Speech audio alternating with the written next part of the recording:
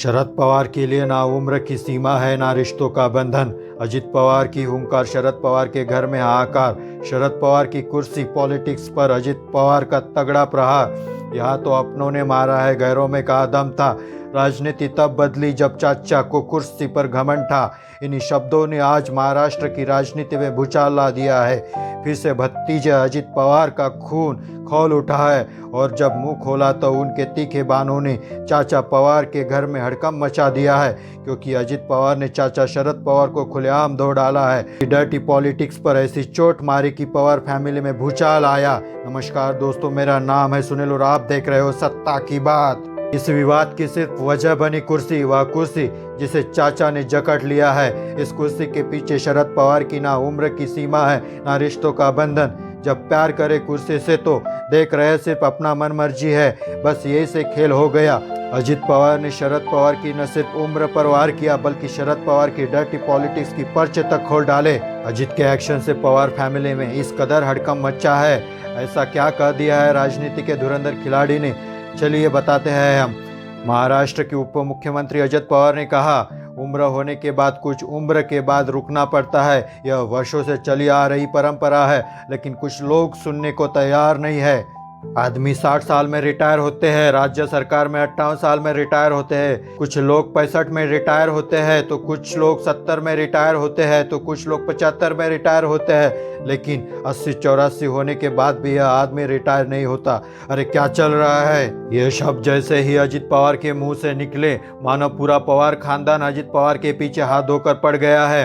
खैर, यह पहली बार नहीं है जब अजित पवार ने शरद पवार की उम्र को लेकर कई कमेंट किया है। इससे पहले जुलाई में एनसीपी में बगावत करने और डिप्टी सीएम बनने के बाद भी अजित पवार ने शरद पवार को आईना दिखाया था, लेकिन शरद पवार को समझ नहीं आया। अजित पवार ने तब कहा था, आपकी उम्र ज्यादा हो गई है।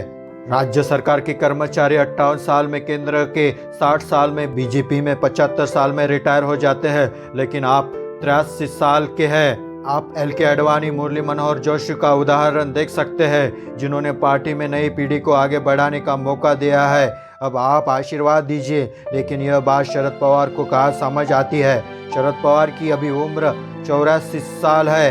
यह उम्र का ऐसा पड़ा होता है जहाँ हर व्यक्ति रिटायरमेंट के बारे में सोचता है, अपना पद पार्टी के दूसरे नेताओं को सौंपने और पार्टी को आगे बढ़ाने के बारे में सोचता है। लेकिन शरद पवार राजनीति में एक ऐसे नेता है जिनके पद का लाल स्तर के नीचे गिर गया है। वह ना भाई के सगे बन पा रहे ना भतीजे के। शरद पवार का यही गेम पूरी पार्टी को तबाह कर रहा है।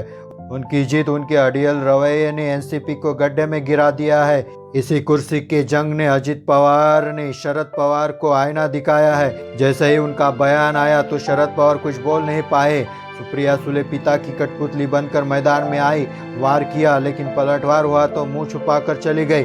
शरद पवार की डर्टी पॉलिटिक्स का यही नतीजा है कि आज एनसीपी टुकड़ों टुकड़ों में बंट चुकी है। अजित पवार खुद एनडीए का हाथ पकड़कर महाराष्ट्र के उप मुख्यमंत्री बन गए हैं। शरद पवार मुंह ताकते रह गए हैं, क्योंकि अजित पवार चाचा से इतने दुखी है। तो इसीलिए आज एनसीपी में चाचा की डर्टी पॉलिटिक्स से भी पर्दा उठा देते हैं। महाराष्ट्र में साल 2014 के विधानसभा चुनाव में एनसीपी राज्य की सबसे बड़ी पार्टी बनी थी। हालांकि तब पार्टी के हाथ में मुख्यमंत्री बनने का पद आया, बेहतरीन मौका गवा दिया। तब अजित पवार ने कहा कि 2004 में मुख्यमंत्री पद छोड़ना सबसे बड़ी गलती थी। अजित पवार ने यहाँ तक कहा कि किसी को मुख्यमंत्री बना देते तो काम चल जाता। हालांकि शरद पवार ने कांग्रेस के साथ बातचीत की और कांग्रेस को महाराष्ट्र के मुख्यमंत्री का पद दे दिया। उसके बदले में एनसीपी को क्या मिला? 2 कैबिनेट पद और 1 राज्य मंत्री अतिरिक्त पद मिला। यही से शरद पवार और अजित पवार के बीच अनबन शुरू हो गई थी। उनके बाद यह खटास लगातार बढ़ती चली गई। एक वक्त एनसीपी अध्यक्ष की कुर्सी लेने का आया तो पहले तो शरद पवार ने ऐसा माहौल सेट किया जैसे तुरंत कुर्सी छोड़कर अजित पवार को आगे बढ़ाएंगे, लेकिन चंद घंटे की नौटंकी दिखाकर यह पद अपने पास ही रख लिया। यही से अजित को गहरा जख्म मिला। चाचा की गद्दारी पसंद नहीं आई और शरद पवार के साथ खेल कर दिया। अब शरद पवार देख रहे हैं और अजित पवार उन्हें सबक सिखा रहे हैं। इसको लेकर आपका क्या कुछ कहना है, हमें कमेंट करके ज़रूर बताएं। अगर आपको यह वीडियो अच्छा लगा तो लाइक शेयर ज़रूर करें और हमारे चैनल को सब्सक्राइब ज़रूर करें। जय हिंद, जय भारत।